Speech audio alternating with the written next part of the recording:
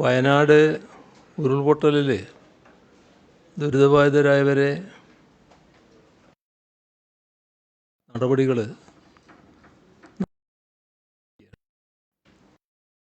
പുനരധിവാസത്തിൻ്റെ വിവിധ വശങ്ങൾ ദുരന്തബാധിത പ്രതികരണ രംഗത്തെ വിദഗ്ധരുമായും ദുരന്ത മേഖലയിലെ ജനപ്രതിനിധികളുമായും ചർച്ച ചെയ്യാൻ ഉദ്ദേശിക്കുന്നുണ്ട്. അതിന് സംസ്ഥാന ചീഫ് സെക്രട്ടറിയെ ചുമതലപ്പെടുത്തിയിരിക്കുകയാണ്. ബന്ധപ്പെട്ട എല്ലാവരുടെയും അഭിപ്രായം അറിയാനാണ് ഉദ്ദേശിക്കുന്നത്. ആ അഭിപ്രായം ശേഖരിച്ച ശേഷമാണ് പുനരധിവാസ പദ്ധതിക്ക് രൂപം നൽകുക. വലിയ കാലതാമസം ഉണ്ടാകലല്ല ഉദ്ദേശിക്കുന്നത്. ദുരന്തബാധിത മേഖലയിൽ 729 കുടുംബങ്ങളായിരുന്നു ഈ ക്യാമ്പുകളിൽ ഉണ്ടായത്. നിലവിൽ 219 കുടുംബങ്ങൾ ക്യാമ്പുകളിൽ കഴിയുന്നുണ്ട്. മറ്റുള്ളവർ വാടക വീട് കണ്ടെത്തി അങ്ങോട്ടേക്കോ കുടുംബ വീടുകളിലേക്കോ മാറിയിട്ടുണ്ട്. ഇവർക്ക് സർക്കാർ അനുവദിച്ച വാടക നൽകും. 75 സർക്കാർ ക്വാർട്ടേഴ്സുകൾ അറ്റകുറ്റപ്പണികളൊക്കെ നടത്തി താമസയോഗ്യമാക്കിയിട്ടുണ്ട്. ഇവയിൽ താമസിപ്പിക്കാനാവും. സർക്കാർ കണ്ടെത്തിയ 177 വീടുകൾ വാടകയ്ക്ക് നൽകാൻ ഉടമസ്ഥർ തയ്യാറായിട്ടുണ്ട്. അതിൽ 123 ഇപ്പം തന്നെ മാറി താമസിക്കാൻ യോഗ്യമാണ്. 105 വാടക വീടുകൾ ഇതിനകം അനുവദിച്ച് നൽകിയിട്ടുണ്ട്. മാറി താമസിക്കാൻ ബാക്കിയുള്ളവർ കൂടുതൽ സമയം ആവശ്യപ്പെട്ടിട്ടുണ്ട്. കൂടുതൽ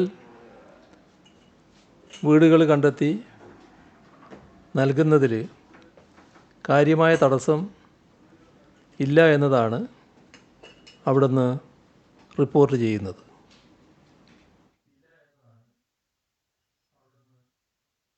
179 പേരുടെ മൃതദേഹങ്ങളാണ് ഇതുവരെ തിരിച്ചറിഞ്ഞത്. 17 കുടുംബങ്ങളിൽ ഒരാളും അവശേഷിക്കുന്നില്ല. ഈ കുടുംബത്തിൽ നിന്ന് 65 പേരാണ് മരണമടഞ്ഞത്. 5 പേരുടെ നെസ്റ്റ് ഓഫ് കിന്നെ കണ്ടെത്താനാവാത്ത സ്ഥിതിയാണ്. DNA പരിശോധനാ ഫലത്തിനായി കാത്തിരിക്കുന്നു. മരണപ്പെട്ട 59 പേരുടെ ആശ്രിതർക്ക് SDRF നിന്നും 4 ലക്ഷം രൂപയും CMD 2 ലക്ഷവും അടക്കം 6 ലക്ഷം രൂപ വീതം ഇതിനകം വിതരണം ചെയ്തിട്ടുണ്ട്. 691 കുടുംബങ്ങൾക്ക് അടിയന്തര ധനസഹായമായി 10,000 രൂപ വീതം വിതരണം ചെയ്തു. ഇതിനു പുറമെ 172 പേരുടെ മരണാനന്തര ചടങ്ങുകൾക്കായി 10,000 രൂപ വീതം കുടുംബങ്ങൾക്ക് കൈമാറി. 119 പേരെയാണ് ഇനി കണ്ടെത്താൻ അവശേഷിക്കുന്നത്. അവരുടെ ബന്ധുക്കളിൽ നിന്നും 91 പേരുടെ DNA സാമ്പിളുകൾ ശേഖരിച്ചു, പരിശോധനയ്ക്ക് അയച്ചിട്ടുണ്ട്. ജീവിതോപാധികൾ നഷ്ടപ്പെട്ട് അതിജീവനത്തിനായി പൊരുതുന്ന ഹതഭാഗ്യരെ ജീവിതത്തിലേക്ക് തിരികെ കൊണ്ടുവരാൻ കേരളത്തിലെ ബാങ്കുകളുടെ പിന്തുണ അനിവാര്യമാണ്. കാർഷിക വൃത്തിയായിരുന്നു അവിടുത്തെ ജനതയുടെ പ്രധാന വരുമാന മാർഗം. അതിനായും വിദ്യാഭ്യാസം, പാർപ്പിടം തുടങ്ങി മറ്റു പല ആവശ്യങ്ങൾക്കായും ലോണുകൾ എടുത്തവരാണ് അവരിൽ ഭൂരിഭാഗം പേരും. എന്നാൽ ഇന്നവർക്ക് ആ വീടുകൾ നഷ്ടപ്പെട്ടിരിക്കുന്നു, കൃഷിഭൂമി നാമാവശേഷമായിരിക്കുന്നു. അനേകം പേർ ഉറ്റവർ നഷ്ടപ്പെട്ട് ഒറ്റപ്പെട്ടു പോയിരിക്കുന്നു. ഈ സാഹചര്യത്തിൽ ലോണുകൾ എഴുതിത്തള്ളണം എന്ന നിർദ്ദേശം ഇന്നലെ നടന്ന സ്റ്റേറ്റ് ലെവൽ ബാങ്കേഴ്സ് സമിതി യോഗത്തിൽ വെച്ചു. വായ്പകൾ പൂർണ്ണമായും എഴുതിത്തള്ളുന്ന കാര്യം അതത് ബാങ്കുകളുടെ ബോർഡുകളിൽ അവതരിപ്പിക്കാനാണ് തീരുമാനിച്ചിട്ടുള്ളത്. ദുരന്ത മേഖലയിലുള്ളവരും ജൂലൈ 30 ശേഷം പിടിച്ച EMI-കൾ അതാത് ബാങ്ക് അക്കൗണ്ടുകളിലേക്ക് തിരിച്ചടക്കണമെന്ന് സ്റ്റേറ്റ് ലെവൽ ബാങ്കേഴ്സ് കമ്മിറ്റി ബാങ്കുകൾക്ക് നിർദ്ദേശം നൽകിയിട്ടുണ്ട്. ദുരന്തമുണ്ടായതിനു ശേഷവും പല വിധത്തിലുള്ള തിരിച്ചടവ് നടത്തേണ്ടി വന്നവർക്ക് സാമ്പത്തിക പിന്തുണ നൽകാനാണ് ഈ തീരുമാനം എടുത്തത്. കാർഷികവും കാർഷികേതര ആവശ്യങ്ങൾക്കുമായി എടുത്ത നിലവിലെ എല്ലാ ലോണുകളും എത്രയും പെട്ടെന്ന് റീസ്ട്രക്ചർ ചെയ്യുമെന്ന് യോഗം തീരുമാനിച്ചു. EMI തിരിച്ചടവിൽ ഉൾപ്പെടെ വരുന്ന മാറ്റം ദുരന്തബാധിത മേഖലയിലുള്ളവർക്ക് അടിയന്തര ആശ്വാസം പകരുന്ന വിധത്തിലായിരിക്കും. അതോടൊപ്പം പുതിയ ലോണുകൾ നിബന്ധനകൾ ലഘൂകരിച്ച് വേഗത്തിൽ നൽകുന്നതിനാവശ്യമായ തീരുമാനങ്ങളും കൈക്കൊള്ളും. പെട്ടെന്നുള്ള ആശ്വാസത്തിനായി സെക്യൂരിറ്റി ഇല്ലാതെ 25,000 രൂപ വരെയുള്ള കൺസംഷൻ ലോണുകൾ നൽകാനും തീരുമാനമായിട്ടുണ്ട്. 30 മാസമായിരിക്കും ഈ ലോണിൻ്റെ തിരിച്ചടവ് സമയം. ദുരന്ത മേഖലയിലുള്ള എല്ലാ റിക്കവറി നടപടികളും തൽക്കാലം നിർത്തിവെക്കും. ഈ കാര്യത്തിൽ യോഗത്തിൽ തീരുമാനമായി. ദുരിതബാധിതർക്ക് നൽകുന്ന സാമ്പത്തിക സഹായം അവരുടെ നിലനിൽക്കുന്ന സാമ്പത്തിക ബാധ്യതകൾക്കുള്ള തിരിച്ചടവാക്കി മാറ്റില്ല.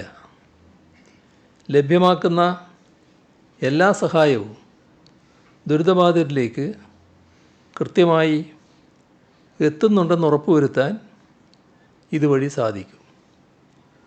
ദുരന്ത മേഖലയിൽ നിന്നുള്ളവരുടെ ബാങ്ക് അക്കൗണ്ടുകളുമായി ബന്ധപ്പെട്ടുള്ള നാഷണൽ ഓട്ടോമേറ്റഡ് ക്ലിയറിംഗ് ഹൗസ് മാൻഡേറ്റുകൾ അവർക്ക് സാമ്പത്തികമായ സമ്മർദ്ദമുണ്ടാക്കുന്നത് ഒഴിവാക്കാൻ റിവ്യൂ ചെയ്യുന്നതിനും യോഗത്തിൽ തീരുമാനമായിട്ടുണ്ട്. വയനാട് ദുരന്തത്തിൻ്റെ പശ്ചാത്തലത്തിൽ സംസ്ഥാന സർക്കാരിൻ്റെ ആഭിമുഖ്യത്തിൽ നടക്കുന്ന ഓണാഘോഷത്തിൻ്റെ ഭാഗമായുള്ള വാരാഘോഷ പരിപാടി ഒഴിവാക്കിയിട്ടുണ്ട്. പക്ഷേ നാം കാണേണ്ടത് ഓണം കേരളത്തിൻ്റെ ആകെ ഉത്സവമാണ്. എല്ലാ ജനവിഭാഗങ്ങളും ഒത്തുചേരുന്ന ഓണാഘോഷം നാടിൻ്റെ ഐക്യത്തിൻ്റെയും സാഹോദര്യത്തിൻ്റെയും പ്രതിഫലനമാണ്. വയനാടിനായി നമ്മൾ എപ്പോഴത്തേക്കാളും ഒരുമിച്ച് നിൽക്കേണ്ട ഈ ഘട്ടത്തിൽ അതിനുള്ള ഊർജവും പ്രചോദനവും നൽകാൻ ഓണത്തിന് സാധിക്കും. ആ സന്ദേശം ഉൾക്കൊണ്ട് മാനവഹൃദയങ്ങളാകെ ഒരുമിക്കുന്ന മനോഹര സന്ദർഭമാകട്ടെ ഇത്തവണത്തെ ഓണാഘോഷം. സംസ്ഥാനത്തെ AAY റേഷൻ കാർഡ് ഉടമകൾക്ക് ഈ വർഷവും 13 ഇനം ഭക്ഷ്യ ഉൽപ്പന്നങ്ങളടങ്ങിയ ഓണക്കിറ്റ് സംസ്ഥാന സർക്കാർ സപ്ലൈകോയുടെ ആഭിമുഖ്യത്തിൽ വിതരണം ചെയ്യും. 6 ലക്ഷം പേർ ഗുണഭോക്താക്കളാകുന്ന ഈ സംരംഭത്തിന് 36 കോടി രൂപയാണ് ചെലവ് പ്രതീക്ഷിക്കുന്നത്. മുൻ വർഷങ്ങളിലേതുപോലെ ഈ വർഷവും ഓണക്കാലത്ത് കുറഞ്ഞ വിലക്ക് നിത്യോപയോഗ സാധനങ്ങൾ ലഭ്യമാക്കുന്നതിനുള്ള ഓണച്ചന്തകൾ സപ്ലൈകോയുടെ ആഭിമുഖ്യത്തിൽ സംഘടിപ്പിക്കും. സെപ്റ്റംബർ 6 മുതൽ എല്ലാ ജില്ലാ ആസ്ഥാനങ്ങളിലും, സെപ്റ്റംബർ 10 മുതൽ 14 വരെ താലൂക്ക് ആസ്ഥാനങ്ങളിലും സപ്ലൈകോ ഓണം ഫെയറുകൾ സംഘടിപ്പിക്കും. കർഷകരിൽ നിന്നും നേരിട്ട് സംഭരിച്ച ജൈവ പച്ചക്കറികൾ വിതരണം ചെയ്യുന്നതിനാവശ്യമായ ക്രമീകരണങ്ങൾ ഫെയറുകളിൽ ഒരുക്കുകയും ചെയ്യും. ഓണക്കാലത്ത് നിത്യോപയോഗ സാധനങ്ങൾ തടസ്സമില്ലാതെ സപ്ലൈകോ ഔട്ട്ലെറ്റുകളിൽ ലഭ്യമാക്കുന്നതിന് നടപടികൾ സ്വീകരിച്ചിട്ടുണ്ട്. 13 ഇനം നിത്യോപയോഗ സാധനങ്ങൾ സബ്സിഡി നിരക്കിൽ മാവേലി സൂപ്പർ മാർക്കറ്റുകളിലൂടെ വിതരണം ചെയ്യും. ഇതിനു പുറമെ പ്രമുഖ കമ്പനികളുടെ ബ്രാൻഡഡ് ഉൽപ്പന്നങ്ങൾ ആകർഷകമായ ഓഫറുകൾ നൽകി വിൽപ്പന നടത്തുകയും ചെയ്യും.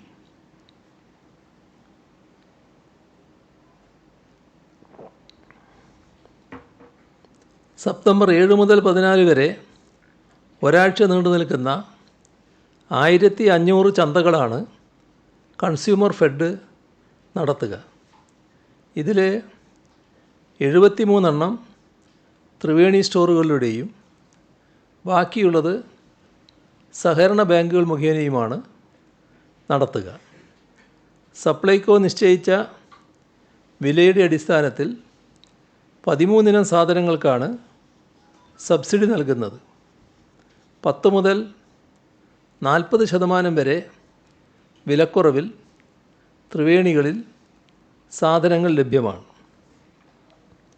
കേരളത്തിലെ ഖാദി ഉൽപ്പന്നങ്ങളുടെ വിൽപ്പന പ്രോത്സാഹിപ്പിക്കുന്നതിന് തുണിത്തരങ്ങൾക്ക് 30% വരെ റിബേറ്റ് നൽകി വരുന്നു.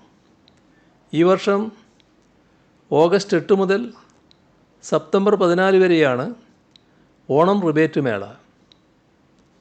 കേരളത്തിൽ ഖാദി മേഖലയിൽ പണിയെടുക്കുന്ന 15,000 തൊഴിലാളികൾക്ക് തുടർച്ചയായി ജോലിയും ആനുകൂല്യങ്ങളും ലഭിക്കുവാൻ റിബേറ്റ് വിൽപ്പന സഹായകമാവും. ഈ ബജറ്റിൽ റിബേറ്റ് നൽകാനായി 15 കോടി രൂപ അനുവദിച്ചിട്ടുണ്ട്. ഓണത്തോടനുബന്ധിച്ച് സംസ്ഥാനത്തെ സഹകരണ മേഖലയിൽ പ്രവർത്തിക്കുന്ന കൈത്തറി സംഘങ്ങൾക്കും നെയ്ത്തുകാർക്കും പ്രചോദനപ്രദമായ രീതിയിൽ ഓഗസ്റ്റ് 23 മുതൽ സെപ്റ്റംബർ 14 വരെ കൈത്തറി തുണി റിബേറ്റോടുകൂടി വിൽപ്പന നടത്തും.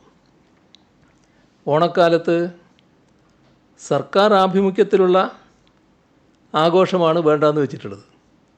ബാക്കി എല്ലാ കാര്യങ്ങളും മുറ പോലെ നടക്കും. അതുകൊണ്ട് തന്നെ കലാകാരന്മാരും കച്ചവടക്കാരും സാധാരണ ജനങ്ങളാകെയും ഓണവുമായി ബന്ധപ്പെട്ട് പ്രയാസപ്പെടുന്ന നിലയുണ്ടാകില്ല. അങ്ങനെ ചില ആശങ്കകൾ ഉയർന്നു വന്നതുകൊണ്ടാണ് ഈ ഭാഗം ഈ രീതിയിൽ പറയുന്നത്. കയർഫെഡ് ഓഗസ്റ്റ് 5 മുതൽ സെപ്റ്റംബർ 30 വരെ അവരുടെ കയർ ഉൽപ്പന്നങ്ങൾക്ക് പരമാവധി 23% ഇളവ് നൽകും. മെത്തകൾക്ക് പരമാവധി 50% വരെ ഇളവുണ്ടാകും. 2000 കർഷക ചന്തകൾ ഓണത്തിൻ്റെ ഭാഗമായി സെപ്റ്റംബർ 11 മുതൽ 14 വരെ സംഘടിപ്പിക്കാൻ തീരുമാനിച്ചിട്ടുണ്ട്.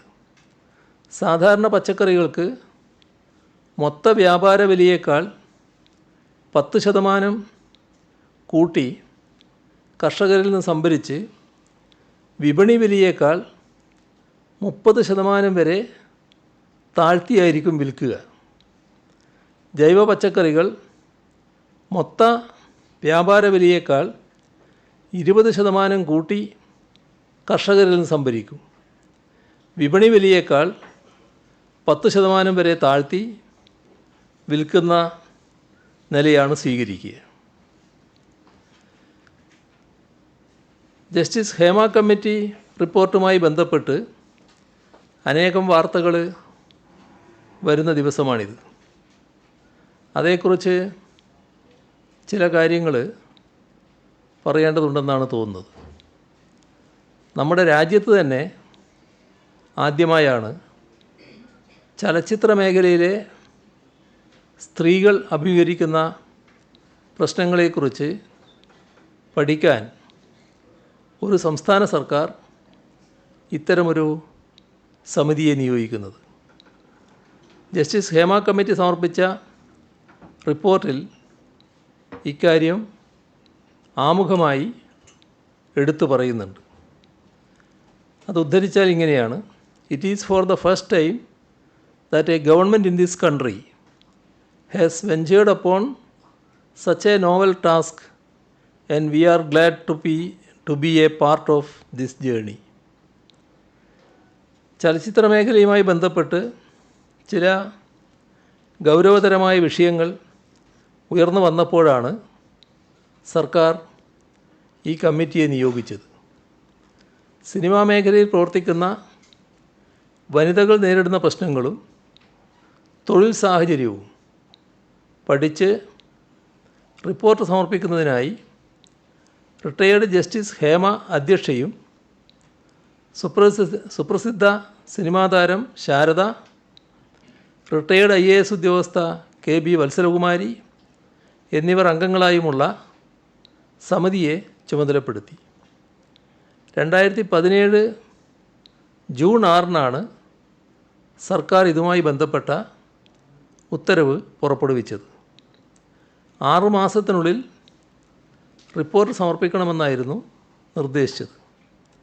നിശ്ചിത സമയത്തിനുള്ളിൽ നടപടിക്രമങ്ങൾ പൂർത്തിയാവാത്തതിനാൽ കാലാവധി ദീർഘിപ്പിച്ച് നൽകി.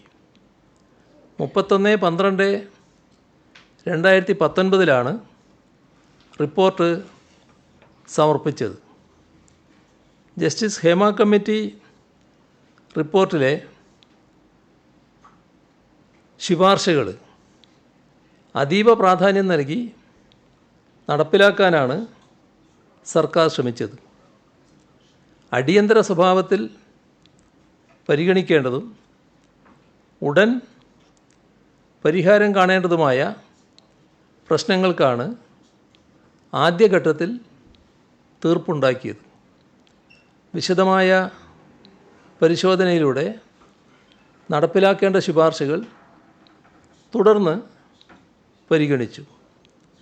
റിപ്പോർട്ടിലെ ശുപാർശകൾ നടപ്പിലാക്കുന്നതിന് പൊതുമാർഗരേഖ കൊണ്ടുവരാൻ സർക്കാരിന് അധികാരമുണ്ടോ എന്ന പ്രശ്നം അഭിസംബോധന ചെയ്യാനാണ് അടുത്ത ഘട്ടത്തിൽ ശ്രമിച്ചത്.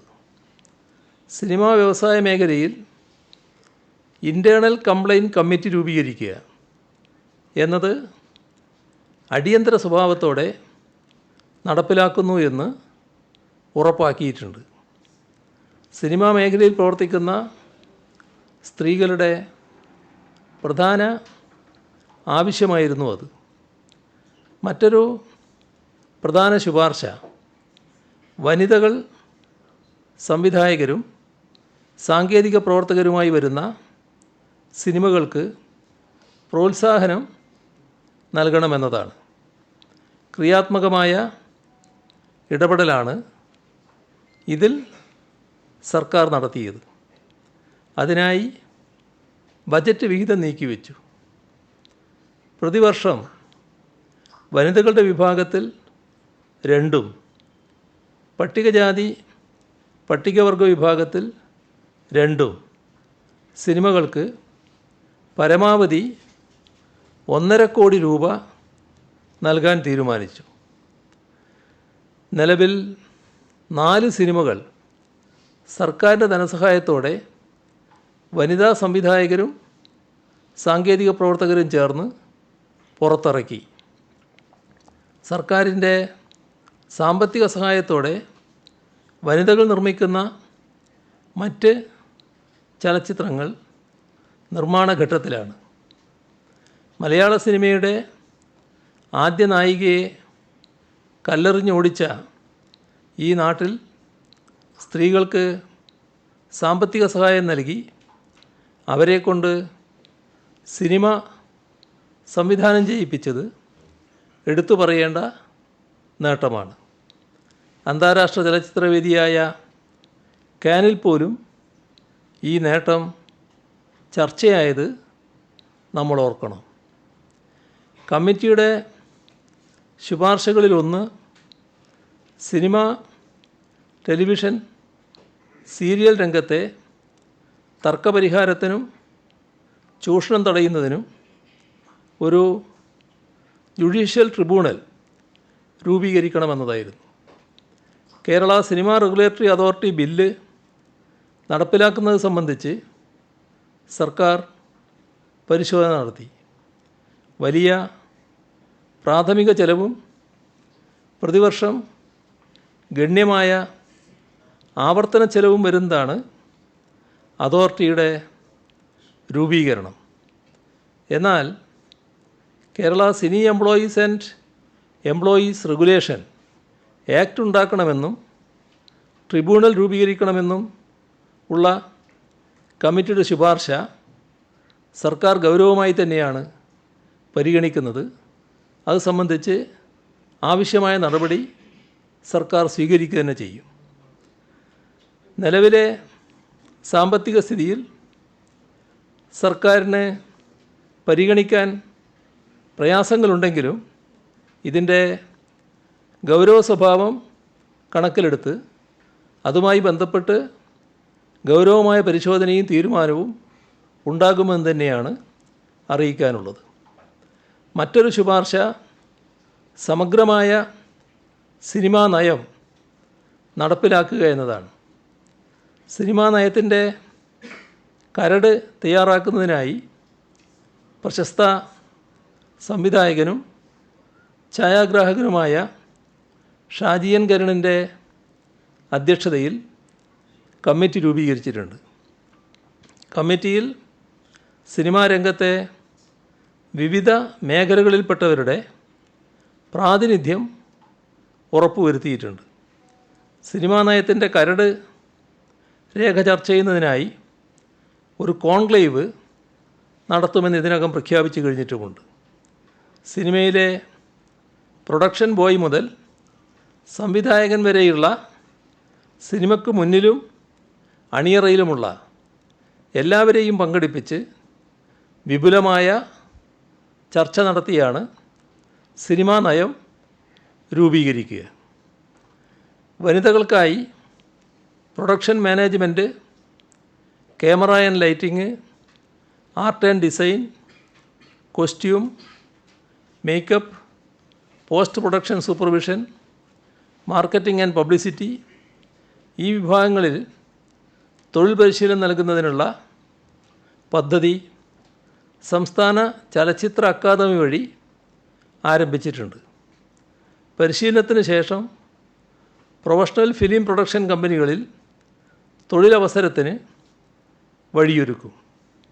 ഗുണഭോക്താക്കൾക്ക് 6 മാസക്കാലത്തേക്ക് സ്റ്റൈപ്പൻഡ് അനുവദിക്കും. കേരള സംസ്ഥാന ചലച്ചിത്ര അവാർഡിൽ സിനിമയുടെ ഏതെങ്കിലും മേഖലയിൽ മികവ് പുലർത്തുന്ന സ്ത്രീ, ട്രാൻസ്ജെൻഡർ വിഭാഗങ്ങൾക്കായി 50,000 രൂപയുടെ പ്രത്യേക അവാർഡ് ഏർപ്പെടുത്തിയിട്ടുണ്ട്.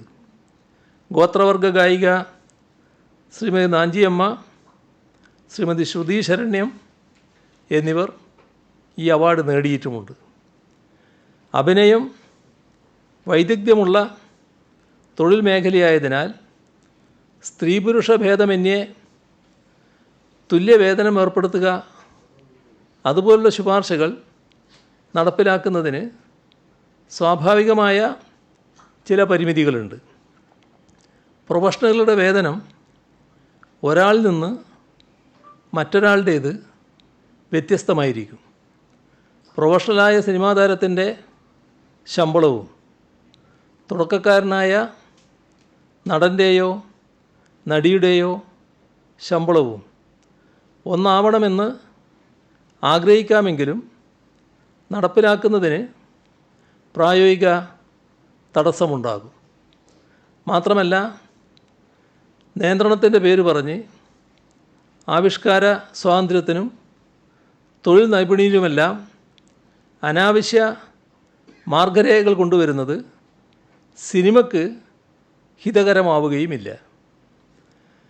മദ്യം, മയക്കുമരുന്ന് പോലെയുള്ള ആശ്വാസകരമല്ലാത്ത പ്രവൃത്തികൾ തടയണം, ലൈംഗിക അതിക്രമങ്ങൾ തടയണം തുടങ്ങിയ ഗൗരവമേറിയ കാര്യങ്ങളാണ് റിപ്പോർട്ടിലെ മറ്റ് ശുപാർശകൾ.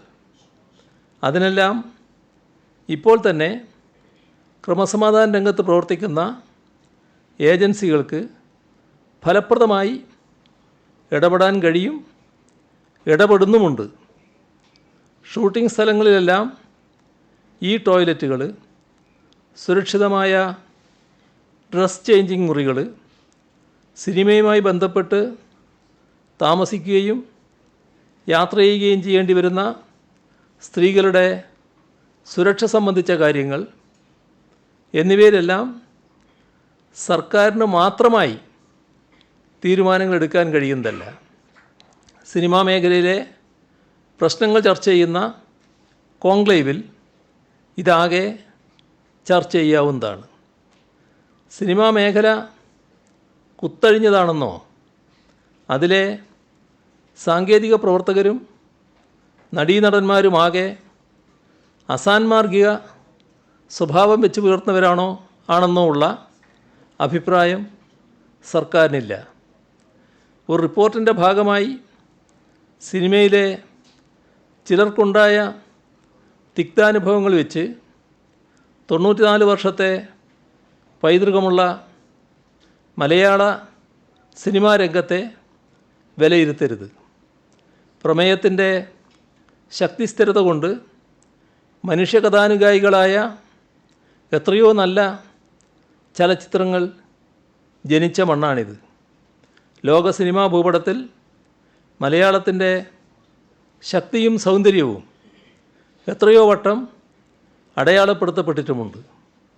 നൂതനമായ പരീക്ഷണങ്ങൾ കൊണ്ട് വ്യതിരിക്തമായ സിനിമാ ഭാഷയ്ക്ക് വ്യാകരണം ചമച്ച നാടാണ് കേരളം. അത്തരം ഒരു ഭാഷയിലെ ചലച്ചിത്ര രംഗത്തെ ആകെ ചെളിവാരി എറിയും തരം ആക്ഷേപങ്ങൾ നമ്മുടെ നാടിൻ്റെ സിനിമാ പുരോഗതിക്ക് ചേരില്ല. എന്നാൽ അപലഷണീയമായ ഏതെങ്കിലും പ്രവണതകളുണ്ടോ? അതിനോട് യാതൊരു സന്ധിയും ഉണ്ടാവുകയുമില്ല. വിദ്യാസമ്പന്നരും പുരോഗമന വീക്ഷണവുമുള്ളവരാണ് നമ്മുടെ നാട്ടിലെ മഹാഭൂരിപക്ഷം സിനിമാ പ്രവർത്തകരും. സിനിമാ തിരക്കഥയുടെ ഭാഗമായി വില്ലന്മാരുണ്ടാകാം. പക്ഷേ സിനിമാ വ്യവസായത്തിൽ വില്ലന്മാരുടെ സാന്നിധ്യം ഉണ്ടാകാൻ പാടില്ല. സിനിമയിൽ അഭിനയിക്കാൻ വരുന്ന ചെറുപ്പക്കാരും ചെറുപ്പക്കാരികളും പുതിയ കാലഘട്ടത്തിൻ്റെ പ്രതിനിധികളാണ്. അപ്രഖ്യാപിതമായ വിലക്കുകൾ കൊണ്ട് ആർക്കും ആരെയും ഇല്ലാതാക്കാൻ കഴിയില്ലെന്നാണ് ഈ തലമുറ നമ്മളോട് പറയുന്നത്.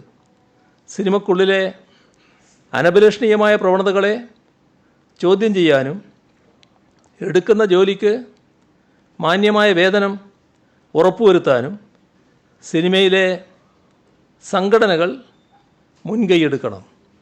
സിനിമയ്ക്കുള്ളിൽ സിനിമാ കഥയെ വെല്ലുന്ന തിരക്കഥകൾ പാടില്ല. മാന്യമായ പെരുമാറ്റവും മെച്ചപ്പെട്ട തൊഴിലന്തരീക്ഷവും ഉറപ്പുവരുത്തുന്നില്ലെങ്കിൽ മലയാള സിനിമയ്ക്ക് മുന്നോട്ട് പോകാൻ കഴിയില്ല. ലോബിയിങ്ങിൻ്റെ ഭാഗമായി കഴിവുള്ള നടീനടന്മാരെ ഒറ്റപ്പെടുത്തുകയോ അവരുടെ അവസരങ്ങൾ നിഷേധിക്കപ്പെടുന്ന സാഹചര്യമോ ഉണ്ടാവരുത്. ആശയപരമായ അഭിപ്രായ ഭിന്നതകൾ സിനിമയെ ശക്തിപ്പെടുത്താൻ വേണ്ടിയുള്ളതാവണം. ആരെയും ഫീൽഡ് ഔട്ടാക്കാനോ കഴിവില്ലാത്തവർക്ക് അവസരം നൽകാനോ സിനിമക്കുള്ളിലെ ആരും തങ്ങളുടെ അധികാരങ്ങൾ ഉപയോഗിക്കരുത്. കഴിവും സർഗാത്മകതയും തന്നെയായിരിക്കണം സിനിമയിലെ എല്ലാതരം സാങ്കേതിക പ്രവർത്തനത്തിൻ്റെയും മാനദണ്ഡം. ഗ്രൂപ്പുകളോ കോക്കസുകളോ ഭരിക്കുന്നതാവരുത് സിനിമ. സമൂഹത്തിൻ്റെ പരിച്ഛേദമാണ് സിനിമാ വ്യവസായത്തിൻ്റെ ഭാഗമാകുന്നത് എന്നതുകൊണ്ട് തന്നെ സമൂഹത്തിലെ തെറ്റായ പ്രവണതകളിൽ ചിലത് സിനിമയിലും എത്തുക സ്വാഭാവികമാണ്. സിനിമക്കുള്ളിലെ ചൂഷണം അത് ലൈംഗികമായ ചൂഷണമാണെങ്കിലും സാമ്പത്തികമായതാണെങ്കിലും മാനസിക ചൂഷണമാണെങ്കിലും ഒരു കാര്യം വ്യക്തമാക്കാൻ ആഗ്രഹിക്കുകയാണ്. ചൂഷകർക്കൊപ്പമല്ല, മറിച്ച് ചൂഷണം ചെയ്യപ്പെടുന്നവരോടൊപ്പമാണ് സർക്കാർ ഉണ്ടാവുക. ഇരക്ക് നിരുപാധികമായ ഐക്യദാർഢ്യവും വേട്ടക്കാരനെതിരെ സന്ധിയില്ലാത്ത പോരാട്ടവുമാണ് ഈ സർക്കാരിൻ്റെ മുഖമുദ്ര. അത് ഒരിക്കലല്ല പലവട്ടം ഈ സർക്കാർ സ്വന്തം പ്രവൃത്തി കൊണ്ട് അടയാളപ്പെടുത്തിയിട്ടുള്ളതുമാണ്. വയനാട് ദുരന്തത്തിൻ്റെ പശ്ചാത്തലത്തിൽ നാടിൻ്റെ നാനാഭാഗത്തു നിന്നും നിർലോഭമായ സഹായ സഹകരണങ്ങളാണ് ലഭിക്കുന്നത്. കുട്ടികളുടെ നാണയത്തുട്ടുകൾ മുതൽ കോടികൾ വരെയുള്ള സംഭാവനകൾ വരുന്നുണ്ട്. ശസ്ത്രക്രിയക്കായി മാറ്റിവെച്ച തുക സംഭാവന ചെയ്തവരുണ്ട്. മരണാനന്തര ചടങ്ങുകൾക്കും വിവാഹത്തിനുമായി സ്വരുക്കൂട്ടി വെച്ച തുക സംഭാവന ചെയ്ത കുടുംബങ്ങളുണ്ട്. കേരള കത്തോലിക്ക ബിഷപ്പ് കൗൺസിൽ സർക്കാരിൻ്റെ ദുരിതാശ്വാസ പദ്ധതികൾക്ക് പ്രോത്സാഹനമായി കൂടെ നിന്ന് സഹകരിക്കുമെന്നും അതിൻ്റെ ഭാഗമായി 100 വീടുകൾ പുനരധിവാസത്തിനായി നിർമ്മിച്ചു നൽകുമെന്നും അറിയിച്ചിട്ടുണ്ട്. വീടും വരുമാനമാർഗവും നഷ്ടപ്പെട്ട കുടുംബങ്ങൾക്ക് അടിയന്തര സാമ്പത്തിക സഹായം നൽകുമെന്നും KCBC പ്രസിഡന്റ് കർദിനാൾ ബസേലിയോസ് ക്ലിമീസ് ബാവ അറിയിച്ചിട്ടുണ്ട്. എല്ലാവരും സ്വയം തീരുമാനിച്ച് സഹായഹസ്തം നീട്ടുകയാണ്. കഴിഞ്ഞ ദിവസം ഉണ്ടായ ഒരനുഭവം ഈ കൂട്ടത്തിൽ ശ്രദ്ധയിൽപ്പെടുത്തുന്നത് നല്ലതാണെന്ന് തോന്നുന്നു. ഒരു പ്രത്യേക അനുഭവമാണ്. തമിഴ്നാട്ടിലെ റോട്ടറി ക്ലബ്ബ് ഭാരവാഹികളിൽ ചിലർ ഇവിടെ ഓഫീസിലെത്തിയിരുന്നു. 1 കോടി രൂപയുടെ ചെക്ക് അവർ കൈമാറി. പിന്നീട് പരിശോധിച്ചപ്പോഴാണ് ഫ്യൂച്ചർ ഗെയിമിംഗ് എന്നാണ് ആ ചെക്കിൽ കണ്ടത്. അപ്പോൾ വ്യക്തമായില്ലേ? അതെ, സാന്റിയാഗോ മാർട്ടിൻ്റെ അടുത്ത ബന്ധുക്കളാണ് ചെക്ക് ഇവിടെ നൽകിയത് എന്നാണ് അതോടെ മനസ്സിലാക്കാനായത്. ആരുടേതാണ് എന്ന് വ്യക്തമാക്കാതെ വരുന്ന ഇത്തരം സംഭാവനകളും കൂട്ടത്തിലുണ്ട് എന്ന് മാത്രം പറയുകയാണ്. Kerala school teachers association KSTA 1,57,45,836 രൂപ നൽകിയിട്ടുണ്ട്. ടാറ്റ കൺസ്യൂമർ പ്രോഡക്ട്സ് ലിമിറ്റഡ് 50 ലക്ഷം രൂപ, Kannan Devan hills plantation private limited 50 ലക്ഷം രൂപ, Kannan Devan hills plantation private limited ജീവനക്കാർ 57,74,000 രൂപ. ഇതെല്ലാം അവരുടെ MDയും തൊഴിലാളി യൂണിയൻ പ്രതിനിധികളും കൂടി ഇവിടെ വന്ന് നേരിട്ട് തന്നതാണ്. ഓത്തോ ക്രിയേഷൻ മൂവാറ്റുപുഴ 1 ലക്ഷം രൂപ. തലയാർ ടീ കമ്പനിയിലെ ജീവനക്കാരുടെ ഒരു ദിവസത്തെ ശമ്പളം 3,09,004 രൂപ. Munnar service cooperative bank 5 lakh രൂപ. ഏലംകുളം സർവീസ് സഹകരണ ബാങ്ക് 5,55,555 രൂപ. പേരൂർക്കട സർവീസ് സഹകരണ ബാങ്ക് 50 ലക്ഷം. ഹൃദ്രോഗ വിദഗ്ധൻ ഡോക്ടർ കെ എം ചെറിയാനും doctor K M C hospital ജീവനക്കാരും ചേർന്ന് 11 ലക്ഷം. കേരള ഖാദി ഗ്രാമവ്യവസായ ബോർഡ് 10 ലക്ഷം. മല്ലപ്പള്ളി ബ്ലോക്ക് പഞ്ചായത്ത് 10 ലക്ഷം. ഖാദി ഗ്രാമവ്യവസായ ബോർഡ് പെൻഷനേഴ്സ് അസോസിയേഷൻ 3,86,401 രൂപ. Khadi board employees association 2,50,000. Kerala khadi village and industries federation 2,35,000. ലക്ഷദ്വീപിലെ അഗത്തി സ്കൂൾ 1,40,60 രൂപ. യൂണിവേഴ്സിറ്റി അഡ്മിഷൻ നെറ്റ്വർക്ക്സ് എറണാകുളം ആദ്യ ഗഡു 1,04,000 രൂപ. ഗ്രോവെയർ എഡ്യൂക്കേഷണൽ സൊല്യൂഷൻ 1,00,000 രൂപ. യു കെയിലെ ന്യൂ പോർട്ട് മലയാളി ഫ്രണ്ട്സ് കൂട്ടായ്മ 71,500 രൂപ. Saint John CM model high school Bindumilli Andhra Pradesh 50,000 രൂപ. ഇത്രയും വിവരങ്ങളാണ് ഇന്ന് പങ്കുവെക്കാനുള്ളത്. അവർ പോയല്ലോ, നമ്മുടെ കയ്യിലല്ലേ ഇത്. അത് കിട്ടി. റോട്ടറി ക്ലബിൻ്റെ ആൾക്കാരല്ലേ വരുന്നത്, അപ്പോൾ റോട്ടറിയുടെ വർത്തമാനമൊക്കെ പറയുന്നുണ്ട്. അങ്ങനെ വാങ്ങി അവർ പോയി. പിന്നെ നോക്കുമ്പോഴാണല്ലോ ഈ കാര്യം കാണുന്നത്.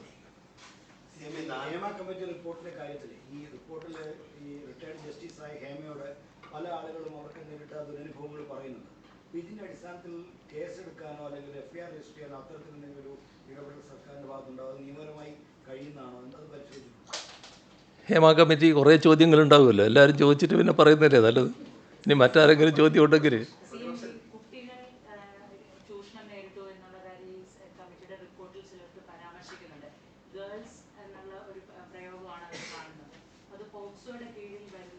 കാര്യങ്ങളാണെങ്കിൽ അതിലൊരു കൃത്യമായ പരാതി ഒരു വ്യക്തി തന്നില്ലെങ്കിൽ പോലും അതിൽ കൂടുതൽ അന്വേഷണം നടത്താൻ സർക്കാരിന് കഴിയുമോ? അങ്ങനെയുള്ള എന്തെങ്കിലും നടപടികൾ ഉണ്ടാവും? 4 വർഷ റിപ്പോർട്ടിന്റെ സർക്കാർ അടയിരുന്നു എന്നാണ് പ്രതിപക്ഷ നേതാവ്. നമ്മുടെ എക്സിസ്റ്റിംഗ് ലോ പ്രകാരം ഒരു സ്ത്രീ ഒരു നോട്ടം കൊണ്ട് പോലും സ്വന്തം മാനസികമായിട്ടോ അല്ലെങ്കിൽ ശാരീരികമായിട്ടോ ബുദ്ധിമുട്ട് തോന്നിയാൽ അറസ്റ്റ് ചെയ്ത് ജയിലിൽ അടയ്ക്കണം നിയമമുള്ള നാട്ടിൽ 4 വർഷമായിട്ട് ഇത്തരം വളരെ ഗുരുതരമായ ആരോപണങ്ങളുടെ റിപ്പോർട്ടിൽ എന്തുകൊണ്ട് നമ്മൾക്ക് FIR രജിസ്റ്റർ ചെയ്യാനോ അല്ലെങ്കിൽ ഇത്തരം അക്യൂസ്ഡ് ആയിട്ടുള്ള ആളുകൾക്ക് എങ്ങനെ മൂവ് ചെയ്യാനോ പറ്റിയില്ല എന്നത് വലിയ ചോദ്യമാണെന്ന് എല്ലാവർക്കും വരുന്നത്. ദിലീപിനെ പോലെ പ്രബലനായ ഒരു സിനിമാ താരത്തെ അറസ്റ്റ് ചെയ്തിട്ട് സർക്കാരാണ് ആദ്യ സർക്കാർ. ഇപ്പോൾ അതിനു മുകളിലുള്ള ആളുകൾ ഇതിലുള്ളതുകൊണ്ടാണോ ഈ നടപടി എടുക്കാതെ പോയിരുന്ന ചോദ്യമാണ് പൊതുവിൽ. CMന്റെ ക്യാബിനറ്റിലുള്ള ഒരു മന്ത്രിയുടെ പേര് അതിൽ പരാമർശിച്ചിട്ടുണ്ട്. കേസെടുക്കണം എന്നാവശ്യപ്പെട്ടുള്ള ഒരു പരാതി ഇന്ന് DGP ഇന്നലെ പോയിരുന്നു. അതിപ്പോൾ ലോ ആൻഡ് ഓർഡർ ADGPക്ക് അത് കൈമാറി എന്നാണ് പറയുന്നത്. മന്ത്രി എന്നുള്ള ഗണേഷ് കുമാറിനെതിരെയാണ് അത്ര ഒരു ആരോപണം വരുന്നത്. അത് ശ്രദ്ധയിൽപ്പെടുന്നു. താങ്കൾ പറഞ്ഞ ചൂഷണം ചെയ്യുന്നവർക്കൊപ്പമല്ല ചൂഷണം ചെയ്യപ്പെടുന്നവർക്കൊപ്പമാണ് സർക്കാർ എന്നും നിൽക്കുന്നത് എന്ന്. എന്നാൽ എന്തുകൊണ്ടാണ് 4.5 വർഷമായിട്ടും ഇത് പരിഗണിക്കാതിരുന്നത്? ഈ റിപ്പോർട്ടിലെ ഒരു പ്രധാനപ്പെട്ട ഭാഗങ്ങൾ സ്വാഭാവികം മാറ്റി നിർത്തിയാണല്ലോ വരുന്നത്. തെളിവുകൾ അതിനൊപ്പം ഉണ്ടായിരുന്നല്ലോ ഹേമ കമ്മിറ്റി സമർപ്പിക്കുമ്പോൾ. അപ്പം അത് മുഴുവൻ പരിശോധിച്ചുകൊണ്ട് ഒരു അന്വേഷണത്തിന് സർക്കാർ തയ്യാറാകും. ഈ ഭാഗത്തൊരു ചോദ്യമേ ഉള്ളൂ, വേറെ കൂടുതലുണ്ടോ? ഇനി ഇപ്പം ഏകദേശമായി തോന്നുന്നു അല്ലേ. ഇതിലാദ്യത്തെ പ്രശ്നം ഈ ഇത് പൂഴ്ത്തിയോ എന്നുള്ളതാണ്. ഇതിൽ ഒരു പൂഴ്ത്തലും ഉണ്ടായിട്ടില്ല. ഇപ്പോൾ ഹേമ കമ്മിറ്റി റിപ്പോർട്ടിൽ പലരുടെയും സ്വകാര്യതയെ ബാധിക്കുന്ന പരാമർശങ്ങളുണ്ട്. അതുകൊണ്ട് തന്നെ ഇത് പുറത്തുവിടാൻ പാടില്ല എന്ന് ആവശ്യപ്പെട്ടുകൊണ്ട് ജസ്റ്റിസ് ഹേമ തന്നെ 2020 ഫെബ്രുവരി 19 സർക്കാരിന് കത്ത് നൽകിയിരുന്നു. ഇവിടെ തങ്ങളുടെ കമ്മിറ്റി മുൻപാകെ സിനിമാ മേഖലയിലെ ചില വനിതകൾ നടത്തിയത് തികച്ചും രഹസ്യാത്മകമായ വെളിപ്പെടുത്തലുകളാണ്. ആയതിനാൽ യാതൊരു കാരണവശാലും താനടങ്ങുന്ന കമ്മിറ്റി തയ്യാറാക്കിയ റിപ്പോർട്ട് പുറത്തുവിടാൻ പാടില്ല എന്ന് ജസ്റ്റിസ് ഹേമ കത്തിൽ ആവർത്തിച്ച് ആവശ്യപ്പെട്ടിരുന്നു. അവരുടെ കത്തിലെ പ്രധാന ഭാഗം ഞാൻ ഉദ്ധരിക്കാം. We have been following the principles laid down by the Supreme Court in various decisions. In keeping the matter extra confidential, it would also take the liberty to alert you to follow these principles before parting with the report to anybody in a routine manner. ഇതാണ് അവർ അയച്ച കത്തിൽ പറയുന്നത്. വ്യക്തികളുടെ സ്വകാര്യത ലംഘിക്കുന്ന വിവരങ്ങൾ പങ്കിടാൻ കഴിയാത്ത സാഹചര്യത്തിൽ വിവരാവകാശ നിയമപ്രകാരം ജസ്റ്റിസ് ഹേമ കമ്മീഷൻ്റെ പകർപ്പ് ആവശ്യപ്പെട്ട് അപേക്ഷകൾ സാംസ്കാരിക വകുപ്പിൻ്റെ മുഖ്യ വിവരാവകാശ ഓഫീസർക്ക് വന്നപ്പോൾ അദ്ദേഹം അത് നിരസിച്ചു. അതിനെതിരെ റിപ്പോർട്ട് പുറത്തുവിടണമെന്നാവശ്യപ്പെട്ട് ഒരു മാധ്യമപ്രവർത്തകൻ 2020 തന്നെ വിവരാവകാശ കമ്മീഷനെ സമീപിച്ചു. റിപ്പോർട്ടിൽ വ്യക്തികളുടെ സ്വകാര്യതയെ ബാധിക്കുന്ന പരാമർശങ്ങളുള്ളതിനാൽ വിവരാവകാശ നിയമപ്രകാരം റിപ്പോർട്ട് പുറത്തുവിടാൻ കഴിയില്ലെന്ന് 2020 October 22 commission chairman Vinson M Paul ഉത്തരവിട്ടു. കമ്മിറ്റിയുടെ നിർദ്ദേശങ്ങളും പരിഹാര നടപടികളും പ്രത്യേക ഭാഗത്തായി നൽകിയിരുന്നില്ല. സാക്ഷിമൊഴികളും പരിശോധനാ വിധേയമാക്കിയതിൻ്റെ ഭാഗമായിട്ടാണ് റിപ്പോർട്ടിൽ ഉൾക്കൊള്ളിച്ചിരിക്കുന്നത്. ഇതുകൊണ്ട് തന്നെ വെളിപ്പെടുത്തേണ്ടവ ഏതെന്ന് വിഭജിച്ചെടുത്തുക ചൂണ്ടിക്കാട്ടുക അസാധ്യമാണെന്ന് നിരീക്ഷിക്കുകകൂടി ചെയ്തുകൊണ്ടാണ് റിപ്പോർട്ട് വെളിപ്പെടുത്താൻ നിർവാഹമില്ലെന്ന് വിവരാവകാശ കമ്മീഷൻ വ്യക്തമാക്കിയത്. 2020 ആ ഉത്തരവ്. 2020 പുറപ്പെടുവിച്ച ആ ഉത്തരവിനെ ഓവർ റൂൾ ചെയ്താണ് വിവരാവകാശ കമ്മീഷൻ റിപ്പോർട്ട് പരസ്യപ്പെടുത്താൻ 2024 ജൂലൈ 7 സർക്കാർ നിർദ്ദേശം നൽകിയത്. വിവരാവകാശ നിയമപ്രകാരം സ്വകാര്യതാ ലംഘനമുള്ള ഭാഗങ്ങൾ ഒഴിവാക്കി റിപ്പോർട്ട് പരസ്യപ്പെടുത്താനായിരുന്നു കമ്മീഷൻ നിർദ്ദേശം. അവ ഏതെല്ലാമെന്ന് പരിശോധിച്ച് റിപ്പോർട്ട് പരസ്യപ്പെടുത്താൻ സർക്കാർ ഒരുങ്ങുന്ന ഘട്ടത്തിലാണ് തടസ്സ ഹർജിയുമായി ഒരു നിർമ്മാതാവ് ഹൈക്കോടതിയെ സമീപിക്കുന്നത്. റിപ്പോർട്ട് പുറത്തുവിടുന്നതിനെതിരെ ബഹുമാനപ്പെട്ട ഹൈക്കോടതി ആദ്യം സ്റ്റേ ഉത്തരവ് പുറപ്പെടുവിച്ചു. പിന്നീട് ആ സ്റ്റേ വെക്കേറ്റ് ചെയ്യപ്പെട്ടു. ഇതോടെ വീണ്ടും റിപ്പോർട്ട് പുറത്തുവിടാൻ തയ്യാറെടുക്കുന്നതിനിടെയാണ് മറ്റൊരു തടസ്സ ഹർജിയുമായി പ്രമുഖ നടി ഹൈക്കോടതിയെ സമീപിച്ചത്. അതിന്മേലുള്ള നിയമതടസ്സങ്ങൾ കഴിഞ്ഞ ദിവസമാണ് അവസാനിച്ചത്. അതിനു പിന്നാലെ റിപ്പോർട്ട് പുറത്തു വന്നു. സർക്കാരിന് ഇതിൽ ഒരൊറ്റ നയമേ ഉള്ളൂ. അത് ബന്ധപ്പെട്ട മന്ത്രി അടക്കമുള്ളവർ പലതവണ വ്യക്തമാക്കിയിട്ടുണ്ട്. റിപ്പോർട്ട് പുറത്തു വരുന്നത് ഒരു തരത്തിലും സർക്കാരിന് എതിർപ്പുള്ള കാര്യമല്ല. കമ്പ്യൂട്ടർ പരിജ്ഞാനമുള്ള ഒരു സ്റ്റെനോഗ്രാഫറുടെ സഹായം പോലും ഇല്ലാതെയാണ് ഹേമ കമ്മിറ്റി ഈ റിപ്പോർട്ട് തയ്യാറാക്കിയത് എന്ന് റിപ്പോർട്ടിൽ സൂചിപ്പിക്കുന്നുണ്ട്. സാക്ഷികൾ കമ്മിറ്റി മുൻപാകെ പറഞ്ഞ പല കാര്യങ്ങളും അതീവ രഹസ്യ സ്വഭാവമുള്ളവയാണ്. ആ വിശദാംശങ്ങൾ കമ്മിറ്റിയുമായി പങ്കുവച്ചത് സാക്ഷികൾ തങ്ങളിൽ അർപ്പിച്ച വിശ്വാസം കൊണ്ടാണെന്നും കമ്മിറ്റി വ്യക്തമാക്കുന്നു. ഈ ഹേമ കമ്മിറ്റി വ്യക്തമാക്കുകയാണ്. ആ വിശ്വാസം കാത്തുസൂക്ഷിക്കാനാണ് പ്രൊഫഷണൽ ടൈപ്പിംഗ് അറിയാഞ്ഞിട്ടും, പ്രൊഫഷണൽ ടൈപ്പിംഗ് ഇവർക്കറിയില്ല, അങ്ങനെ അറിയാഞ്ഞിട്ടും കമ്മിറ്റി അംഗങ്ങൾ സ്വന്തമായി തന്നെ ടൈപ്പ് ചെയ്തത് എന്നും റിപ്പോർട്ടിൽ പറഞ്ഞിട്ടുണ്ട്. വ്യക്തികൾ കമ്മിറ്റിക്ക് മുൻപാകെ വെളിപ്പെടുത്തിയ ഏതെങ്കിലും വിവരങ്ങൾ ചോർന്ന് വിവാദമാകുന്നത് തടയേണ്ടതിൻ്റെ അനിവാര്യത റിപ്പോർട്ടിൽ തന്നെ വ്യക്തമാക്കിയിട്ടുണ്ട് എന്നാണ് അർത്ഥം. റിപ്പോർട്ടിലെ ചില പരാമർശങ്ങളെടുത്താൽ ഈ കാര്യങ്ങൾ അതേ രീതിയിലുള്ള വാചകം കാണാൻ പറ്റും. Another difficulty faced by the committee is in the preparation of this report without the help of a stenographer who has computer knowledge. പിന്നെ ഒരു ഭാഗത്ത് പറയാണ്, we wanted to prevent any information which was disclosed to the committee from being leaked out and becoming a controversy even before filing of the report before the government. എന്നിട്ട് പിന്നെ പറയാണ്, we are forced to type this report by ourselves though none of us knows professional typing. This we find a tedious task.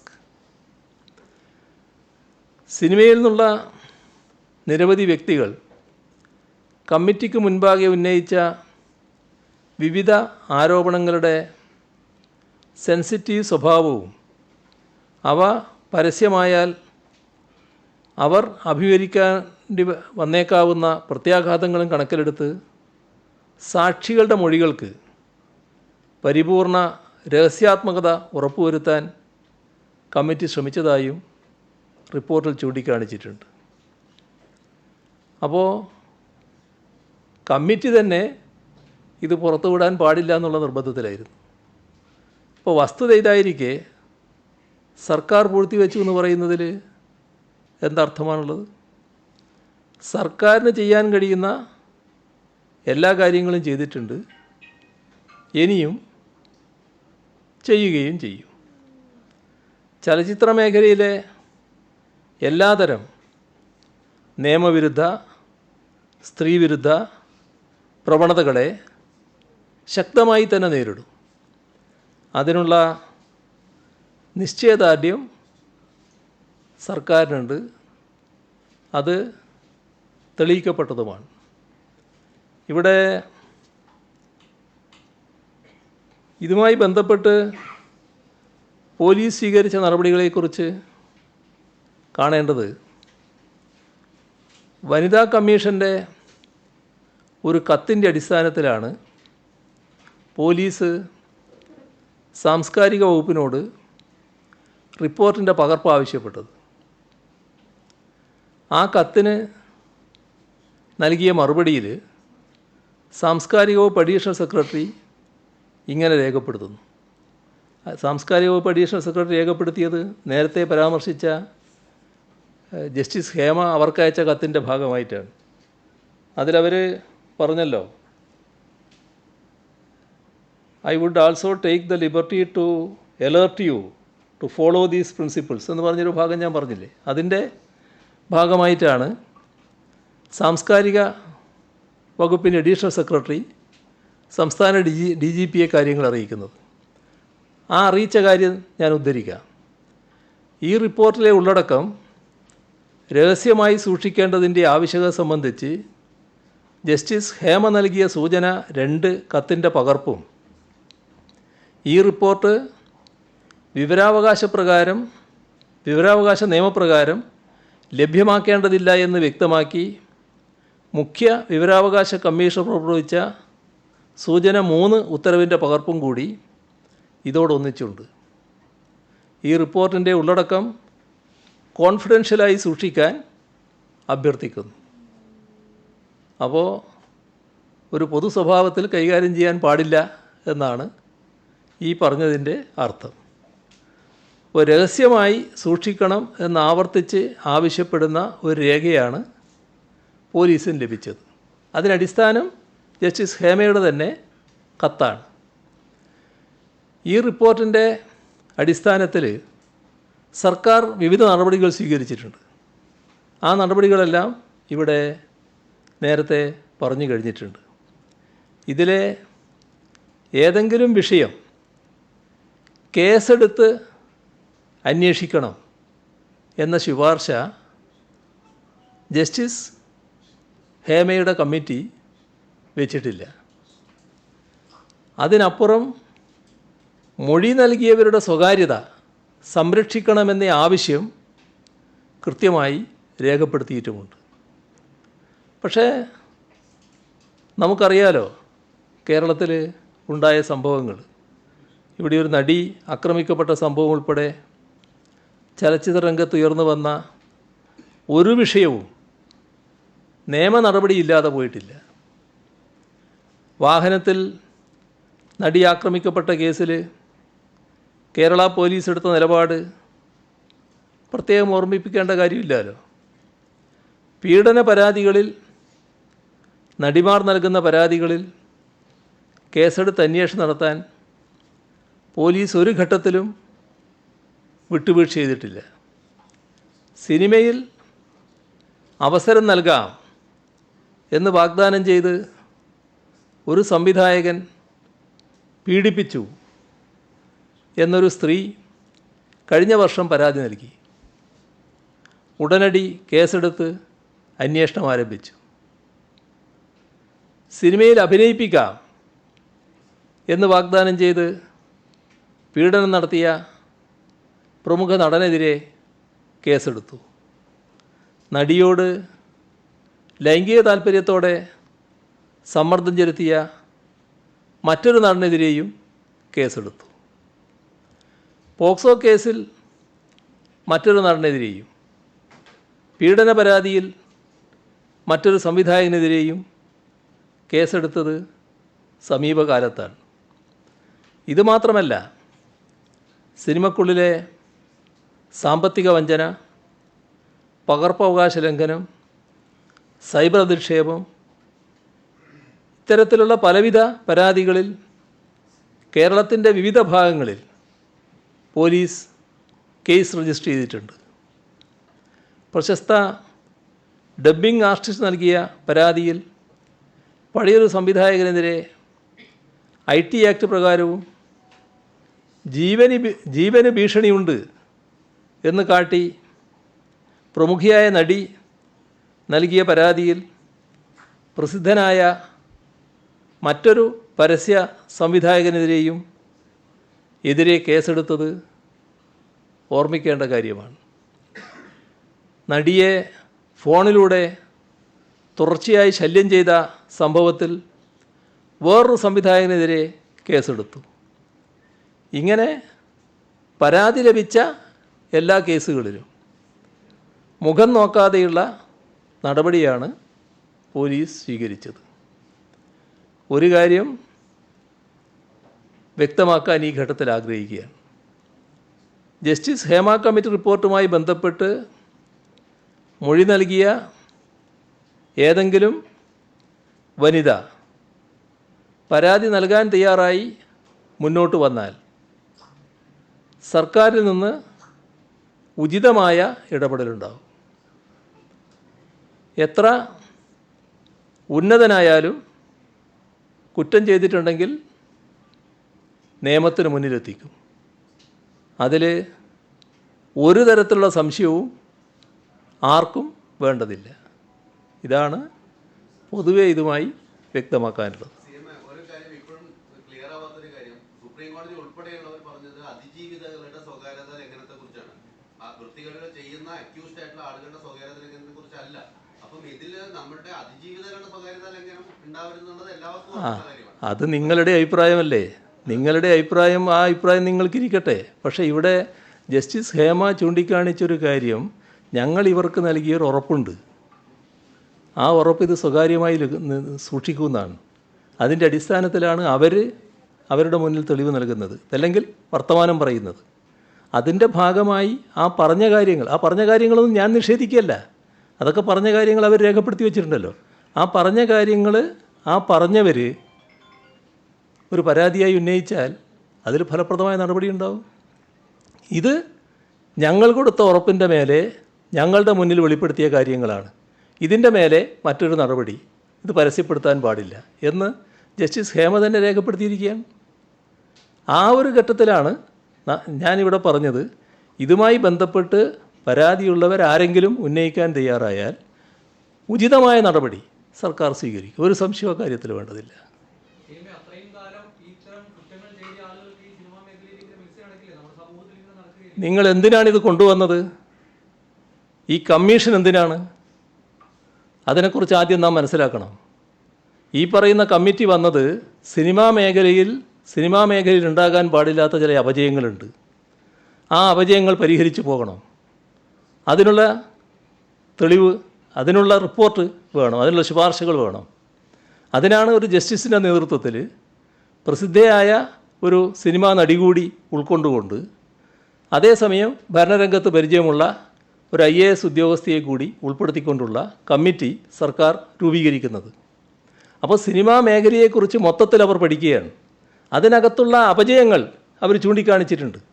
ആ അപജയങ്ങൾ മേലിൽ ആവർത്തിക്കാതിരിക്കണം. Cinema മേഖലയെ ആകെ നമുക്ക് നല്ല രീതിയിൽ കാര്യക്ഷമമായി മുന്നോട്ട് കൊണ്ടുപോകാനാവണം. അപജയമില്ലാത്ത ഒരു മേഖലയാക്കി മാറ്റണം.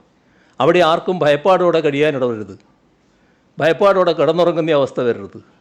സ്വൈര്യമായിട്ട് കഴിയാൻ പറ്റണം. ജോലിക്ക് കൃത്യമായി ശമ്പളം കിട്ടണം. മാന്യമായ പെരുമാറ്റം എല്ലാവർക്കും ലഭിക്കണം.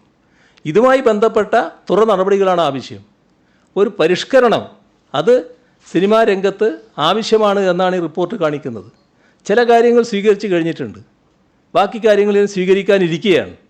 അത് സ്വീകരിക്കാൻ തന്നെയാണ് സർക്കാർ ഉദ്ദേശിക്കുന്നത്. ആ തരത്തിലൊരു മാറ്റം നമ്മുടെ സിനിമാ മേഖലയെ ആകെ കൊള്ളരുതാത്തതാണെന്ന് വരുത്താനല്ല.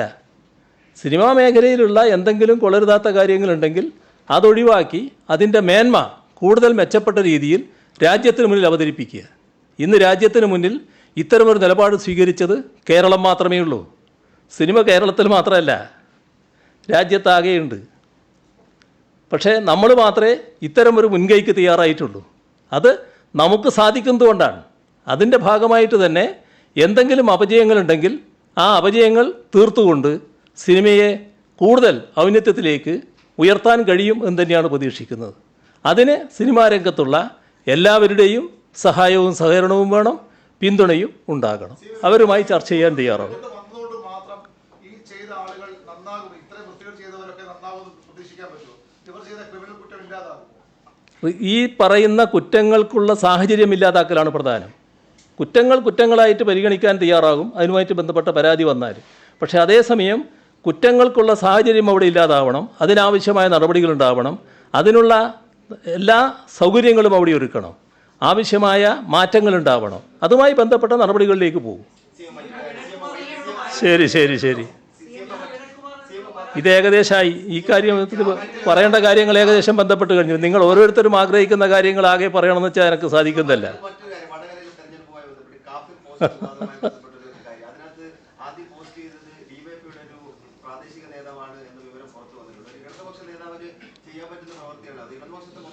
അതൊക്കെ ഞാൻ നേരത്തെ ഇവിടെ തന്നെ നേരത്തെ പറഞ്ഞതാണ്. പോലീസ് കൃത്യമായി അന്വേഷിക്കുകയാണ്. ആ അന്വേഷണ റിപ്പോർട്ടിൻ്റെ ഭാഗമായിട്ടുള്ള കാര്യങ്ങളാണ് പുറത്തു വന്നിട്ടുള്ളത്. അതുമായി ബന്ധപ്പെട്ടുള്ള അന്വേഷണം തുടരുകയാണ്. ഒരു സംശയവും വേണ്ട. എന്താണോ യഥാർത്ഥ കാര്യങ്ങൾ അത് പുറത്തു കൊണ്ടുവരും. അതുമാത്രമാണ് എനിക്കതുമായി ബന്ധപ്പെട്ട് പറയാനുള്ളത്.